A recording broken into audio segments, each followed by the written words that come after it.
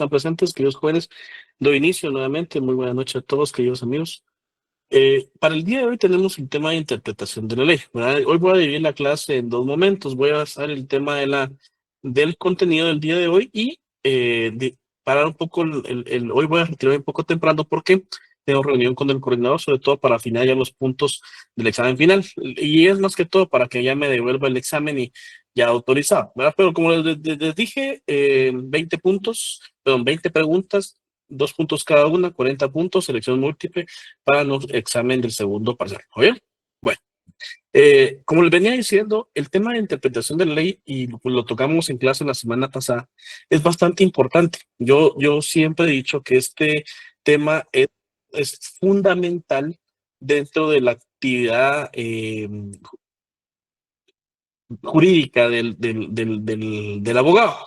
Y sobre todo, en este caso, para el estudiante de Derecho, muy importante ir comprendiendo los momentos, como en este caso poder interpretar una ley. Les decía la semana pasada y les iba dando ciertos tips. Por ejemplo, el contexto donde se crea la ley, cuál fue el momento social, la temporalidad, cuál es el contexto por el cual la ley se crea, cuál fue el motivo, ¿verdad? En ese sentido. Luego, otro elemento, otro tipo era analizar el objeto, o sea, ¿a qué va enfocada la ley en ese sentido? Y precisamente, viendo esta pequeña definición, por ejemplo, nosotros es de decir que tenemos que ser claros en el sentido de dónde proviene, en este caso, esa interpretación. Porque siempre lo he dicho, leer una ley, cualquiera que sepa leer y escribir lo puede hacer. Es más, podemos tener en nuestra casa un hermano, una hermana, pequeños, un primo, o nuestros padres en último caso, y ellos saben leer y pueden leer una ley tranquilamente. Pero no es, en este caso, la interpretación el fuerte que van a realizar. ¿Por qué? Porque no lo saben hacer. Porque todavía no han tenido ese conocimiento estructurado de cómo llegar a poder interpretar una ley. Y existe en la interpretación ciertos verbos rectores: averiguar, investigar, explicar. Comencemos con el primero. El diccionario de la Real Academia de la Lengua es muy claro al establecer que en este caso es un verbo que infiere la actividad cerebral en búsqueda de descubrir una verdad, indagar una verdad. O sea, en forma bastante sencilla, es una investigación. Eso es el siguiente verbo rector. Pero vamos al primero. ¿Qué significa averiguar algo? O sea, ¿qué es ese concepto de averiguar? Es inferir una verdad, es descubrir una verdad, examinar, es indagar, es explorar. eh, ¿Qué podría ser más? Es sondear en ese sentido. O sea, tiene muchas connotaciones bajo esa primera palabra rector. No cualquiera va a averiguar, a investigar, a analizar, a inferir una norma jurídica. O sea, es más, mucho de nuestra actitud como estudiantes, de lo que vamos a ir realizando en nuestra vida como estudiantes y luego profesional, es precisamente esa averiguación, ese examen, esa encuesta, esa forma de explorar el porqué de una norma jurídica. El siguiente verbo rector es investigar. ¿Qué sugiere el tema investigar o la palabra investigar? ¿Verdad? Al final de cuentas, si lo vemos desde un punto de vista muy sencillo, es aclarar, es llegar a una deducción. O sea, esa palabra averiguar e investigar tiene mucha connotación y unos sentidos de forma sinónima, ¿verdad? Ahora bien, pero, ¿qué es lo que queremos buscar? ¿Qué es lo que queremos averiguar? ¿Qué es lo que queremos eh, determinar? En forma bastante sencilla, ¿verdad? Lo que sucede es que, como parte de la técnica jurídica que vamos a aplicar, realizamos actividades no solo mentales, sino también experimentales dentro de un elemento ya dado y que al final de cuentas, ¿cuál es el propósito? ¿Verdad? ¿Cuál es el propósito? Obtener un conocimiento. O sea, la investigación, la averiguación que nos lleva a la interpretación de la ley no es más no quiere más que un propósito de adquirir conocimiento. O sea, la verdad es que no tendría sentido si nosotros como parte de una investigación no encontramos, no creamos un nuevo conocimiento. Si se supone que ese es el eje principal de la investigación, de ese indagar, de ese investigar. El propósito es obtener ese conocimiento dado. Bajo ese punto de vista, bajo esa primera connotación, es muy claro, queridos jóvenes, que, o sea, investigar en este caso sugiere ciertos elementos no solo prácticos, sino también ya de carácter doctrinal, porque tenemos que identificar, tenemos que definir. O sea, vamos a, por ejemplo, hacer una interpretación de la ley en relación a un problema. Entonces tenemos que identificar, tenemos que definir precisamente cuál es el problema, plantearnos una pregunta, buscar cuál sería la solución, indagar en este caso cuáles son los resultados que necesito, qué es lo que deseo. Porque cuando yo tengo el conocimiento, he investigado, he inferido y ya en ese sentido tengo los mecanismos para solventar el inconveniente, en ese sentido puedo darme al siguiente momento, la explicación, porque quiere decir que ya conocí, analicé, investigué y llegué a una conclusión. Y por tal motivo puedo explicar lo que está sucediendo. De forma bastante sencilla, cuando interpretamos una ley, lo que buscamos es encontrarle un sentido. ¿Por qué razón se creó? ¿En qué sirve encontrarle un sentido? Qué nos garantiza encontrarle un sentido a la ley? Hacer una correcta aplicación de la misma. O sea, que no tienda a haber una confusión, sino que tienda a haber una correcta aplicación de la normativa como tal. Pero para esa correcta aplicación, queridos jóvenes, debe haber un contexto bajo el cual se aplique. Debe haber una clase sobre la cual debe desarrollarse. Por ello, es que la interpretación de la ley se ha dividido a través de las clases de interpretación que se realizan. Si lo vemos en un sentido muy amplio, tenemos una interpretación extensiva, o sea que no se limita de forma directa a un tema, sino es amplia en su investigación, amplia en sus efectos, amplia en su interpretación. Uno de los ejemplos más claros desde este punto de vista es el artículo 17 del Código de Trabajo, que establece el interés de los trabajadores y manifiesta el código para los efectos de interpretar el presente código. Sus reglamentos y demás leyes de trabajo se debe tomar en cuenta fundamentalmente el interés de los trabajadores en armonía con la convivencia social. Se debe, y vamos a decir, esto es lo más importante, se debe tomar en cuenta fundamentalmente el interés de los trabajadores. Bueno, ahí tenemos un ejemplo de una interpretación extensiva. ¿Y por qué las normas laborales deben fundamentalmente velar por el derecho del trabajador? Lo que sucede es que nos encontramos en una indiferencia pero en una diferencia económica muy marcada con el empleador.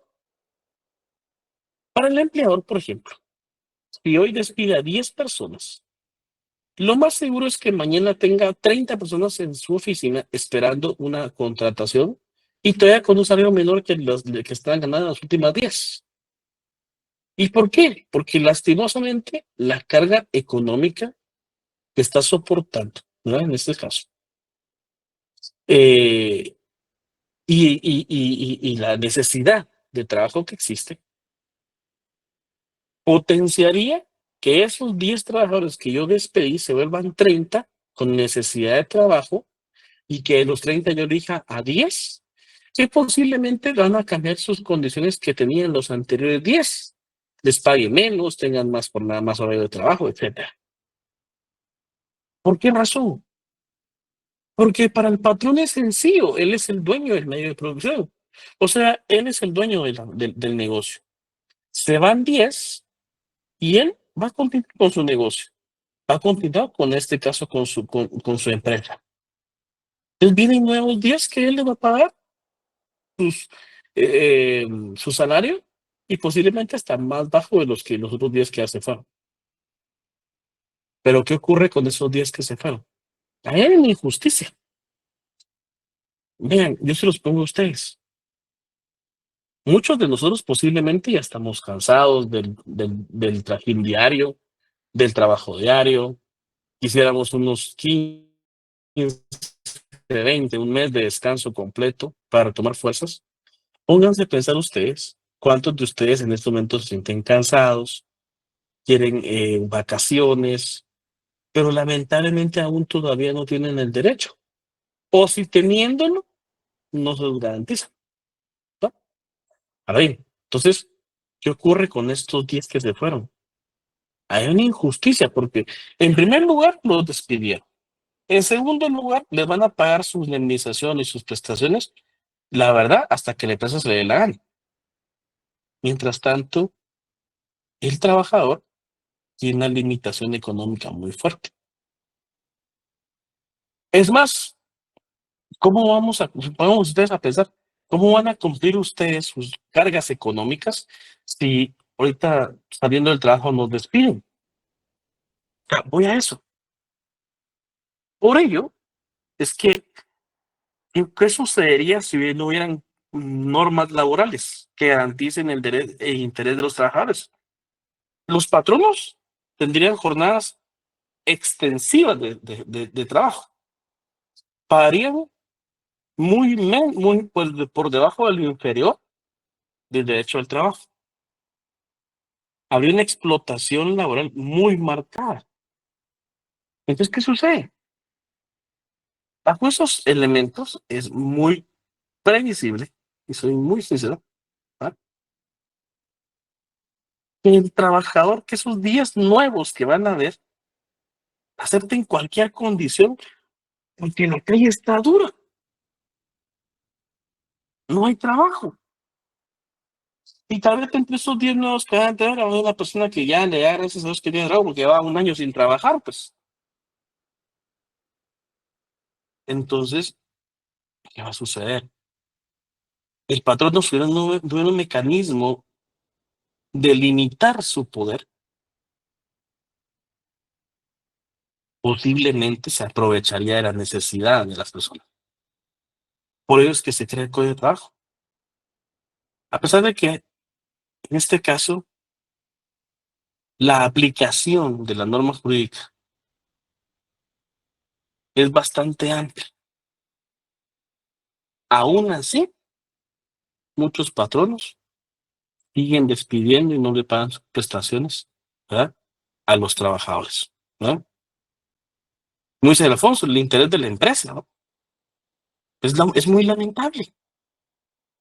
Por esa razón es que se crean normas que intentan equiparar esa desigualdad económica que existe. Pero para nosotros como trabajadores que nos quiten nuestro trabajo, sí nos pone que pensar, nos hace tambalear económicamente. Para un patrono no. patronos se van 10, vienen 10 que cobran menos, que usted ya se puede hasta aprovechar de ellos. Por ello es que cuando hacemos una interpretación de ley extensiva, un ejemplo es el Código de Trabajo, porque siempre va a velar por el interés de los trabajadores, va a buscar esa armonía económica. Ahora bien, no todo puede ser una interpretación amplia.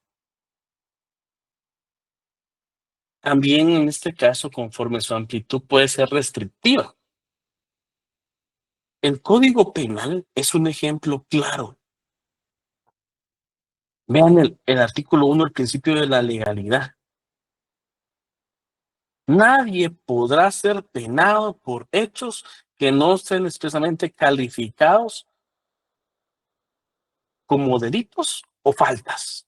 Por ley anterior a su interpretación, ni se impondrán otras penas que no sean previamente establecidas en la ley. Resumido, si no es delito, no es delito. Si no está contemplado como falta, no es falta. Les decía en clase la semana pasada, la computación, el internet no está hace 50 años desarrollado como en la actualidad.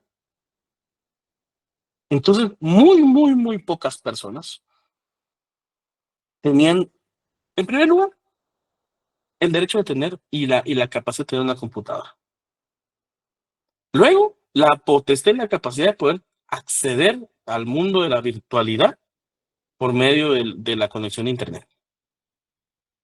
Por ello es que no habían transacciones mercantiles bajo el ámbito electrónico. Por ello no existían ese tipo de actitudes maliciosas encaminadas al engaño. Porque posiblemente el día, o sea, siendo bastante sinceros, dentro de, dentro de ese punto de vista, o sea, no es delito, no es falta si no está categorizado como tal. Por ello es tan importante, jóvenes, conocer cuáles sí son delitos y cuáles son faltas. No nos podemos inventar delitos. Les decía el tema del delito informático. Si no existía aspectos informáticos mediante acuerdos bilaterales, unilaterales, electrónicos, no había necesidad de crear un delito informático. Pero en algún momento surge ese boom electrónico y que las negociaciones se vienen dando bajo un ambiente electrónico y que se hace evidente que hay vulneración a los derechos bajo ese ambiente, entonces creemos el delito. Cuando existen las condiciones, se crea el delito. Mientras tanto, cuando existe el contexto, se crea el delito. Mientras tanto, no. Entonces, ¿qué ocurre? Es restrictivo porque no podemos en este caso acusar a alguien de algo que no está previamente establecido en ley. ¿Alguna duda, estimados jóvenes, de estos dos que he tratado? ¿Estamos bien? Bueno, continúo. Luego, tenemos en este caso conforme al autor. Yo les decía, vean esto, preguntémosle a un diputado de la Asamblea Nacional Constituyente qué piensa o por qué razón se crearon prohibiciones para ser presidente de la República de Guatemala.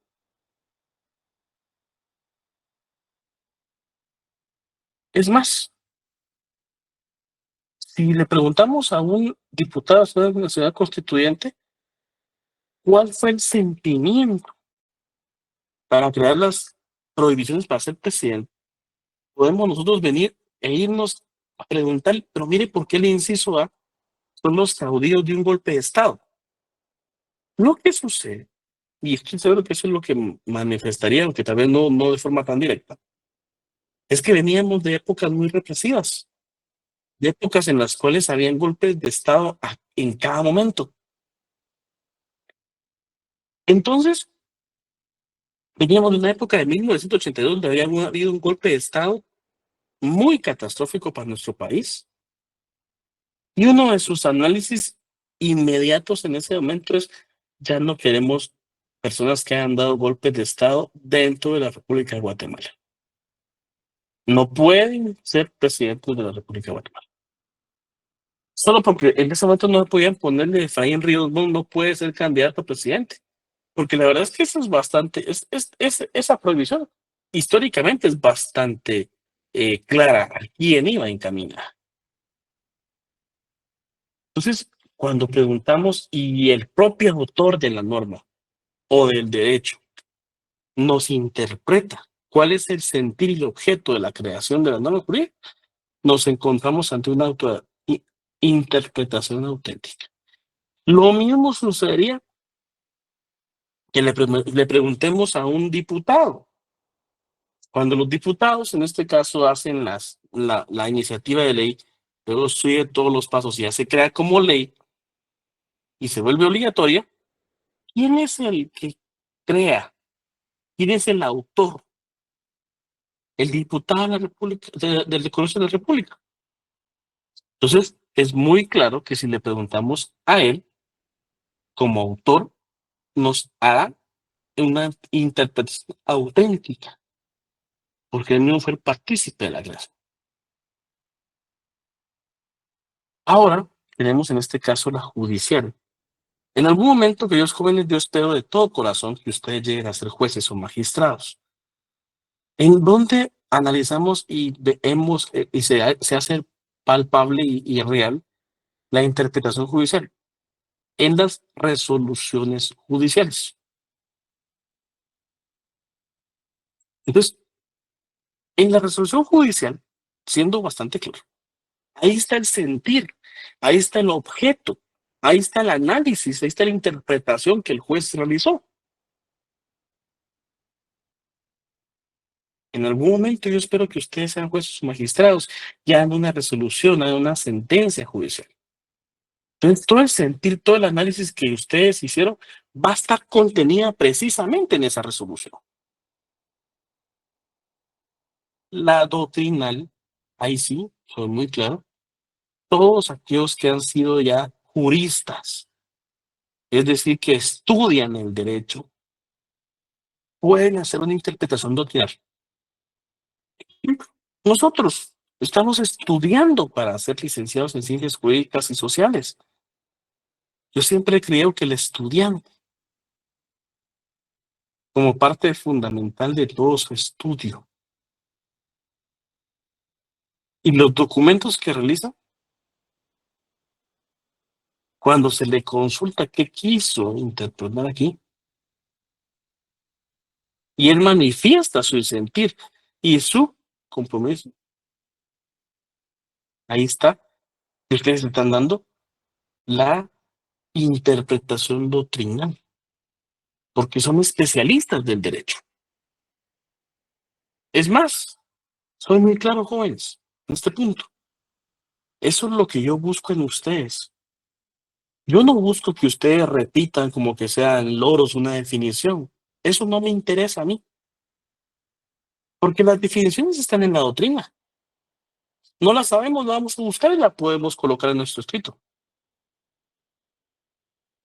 Pero lo que yo busco en mi estudiante es que analice, es que interprete. Por ello es que, en este caso, un elemento muy fundamental que para mí es trascendental es el conocimiento doctrinal que vamos a adquirir. Porque si voy a hablar de un tema es porque yo tengo el soporte necesario para argumentar y dar mi punto de vista. Porque si voy a hablar solo por hablar y ahí desconozco el tema, ahí me estoy equivocando grandemente. La interpretación usual, eso es precisamente el uso de cada comunidad, ¿verdad? O sea, la interpretación que cada comunidad le quiera dar a algún objeto, algo básico de análisis jurídico que la sociedad se esté desarrollando, ¿verdad? Y le voy a poner un ejemplito claro, así fácil. ¿Qué uso, qué interpretación usual, por ejemplo, tenemos del matrimonio? Pues en Guatemala tenemos una, hombre-mujer. Costa Rica no, Costa Rica es distinto. Matrimonio entre personas del mismo sexo. México también. Estados Unidos, cada estado es independiente, pero muchos en este caso han adoptado, pues, bajo esa corriente, esa interpretación. Entonces, ¿a qué voy con esto? El tema bastante claro de la interpretación de la ley influye mucho y desarrolla mucho el interés, el conocimiento, la destreza y la técnica jurídica que vamos a ir adquiriendo para la aplicación de la misma. Interpretar una ley es encontrar el sentido a la misma, encontrar el objeto por cual fue creada. Entonces, voy a esto, queridos amigos. Estudien bastante, analicen los temas, usen doctrina, usen jurisdicción, esa capacidad que el Estado le otorga a los jueces. Analicemos cuáles son las resoluciones judiciales. Miren, es una buena práctica, yo la utilizo. Cuando hay una sentencia de una resolución judicial, me pongo a ver todos los antecedentes, porque lo cual llega a la conclusión del juez, ¿verdad? Ahorita voy con la pregunta en el chat. Luis, mucho gusto, muy buena noche.